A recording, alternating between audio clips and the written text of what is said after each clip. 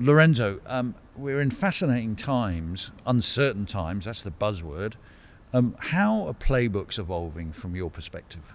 Yeah, thank you, Adam. Look, I think you're absolutely right. I think what we are seeing is another phase of uncertainty coming from the tariffs. And private equity has been quite good so far adapting the model through COVID, through wars, and this is just one further challenge, I'm afraid. What we are looking for our teams, from our teams and management teams, is really to be quick in being adaptable and finding ways to counter the potential risk of tariffs. It's about really doing scenario planning. It's about understanding what can be delivered through various initiatives, quick initiatives. Really, I'd say never waste a good crisis in a way, because, it does give you the opportunity also to look at the way you price your product, the way you've been sourcing your product, where you produce your products. So in a way, we expect the management teams and our supporting management team to be responsive, to do a little bit of scenario analysis, to take quick initiatives where it can be done. I think it also, though, transformed a bit the way we're thinking about the equity story and what we need for these businesses to be able to sell them further down the road. I think, look, you need to have a solid equity story, and a solid equity story also is based on how you react to adversity. And so it is testing, but I think the way you respond to tariffs, how adaptable you show, how resilient your business model proves, is actually a good opportunity for you to prepare for that exit, because those are the type of questions you'll be asked. And also you want to make sure you have the right team that can navigate through these choppy waters. Yeah, you've been in the game long enough to know that friction emerges between the OPs and the deal teams, right? Sometimes between the deal teams and the CEO, maybe, How do you manage that? Look, I think a little bit of tension is always a good thing. You need people's opinion around the table not to be always the same one. That's how you create value. It's about a debate. It's about new ideas. So I think a little bit of tension is good, so long as it's constructive.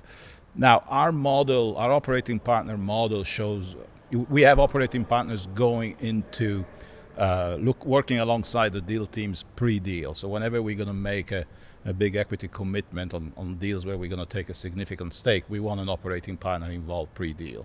That means that the whole model, the assumptions around the value creation, the assessment of management, the commercial due diligence, that's done joint at the hip with the deal teams, which means they both sign off on what we're trying to achieve. And I think that goes a long way, as opposed to having an operating partner parachute post-deal, right? Because obviously there can be difference in views. That said, we can't always achieve that, right? I think it's about understanding the majors and minors, what every member of the team brings to the table, who is accountable, who's taking the lead. I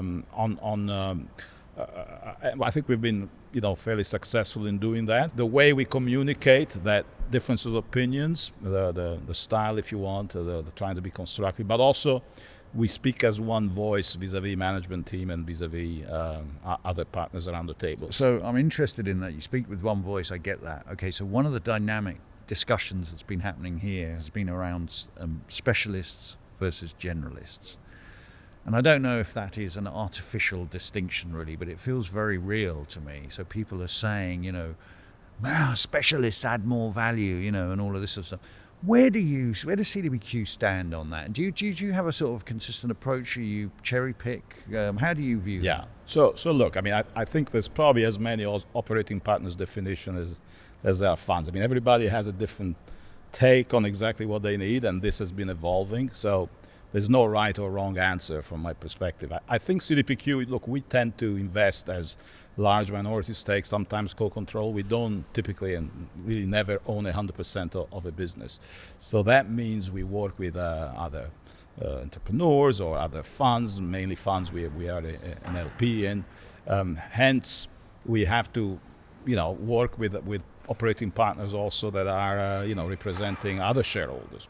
So our model has been to hire relatively senior people who have an experience on board, who have typically been operating partners in private equity before or have run a P&L in a business. So our model is more of a generalist model. Generalist with with peaks, people who have a sector experience, who have done significant amount of work functionally, but ultimately we want board experience. We want people who can work alongside senior management, advise on strategy, on value creation. We don't have a specialist model. We don't put people in for a specific project. We don't second the specialists. We either leverage our existing partners to do that if they have the resources, or frankly, we use our Rolodex of advisors and consultants to bring in the right resources to deliver the project. So for us, that works. I can see other models where, frankly, people who have the scale and can have 50 people on their bench and have the ability to be able to put lots of specialists. That works for them, but it's not the model that we have adopted. Lorenzo, we love having you here. This is a real community of operating partners and leaders around that. What's it like? What's this buzz like? I mean, what do you get from it? I think it's important. I mean, particularly during challenging times, to be able to, not just listen to what people have to say in the panels, but also the more informal conversation about challenges that other operating partners see.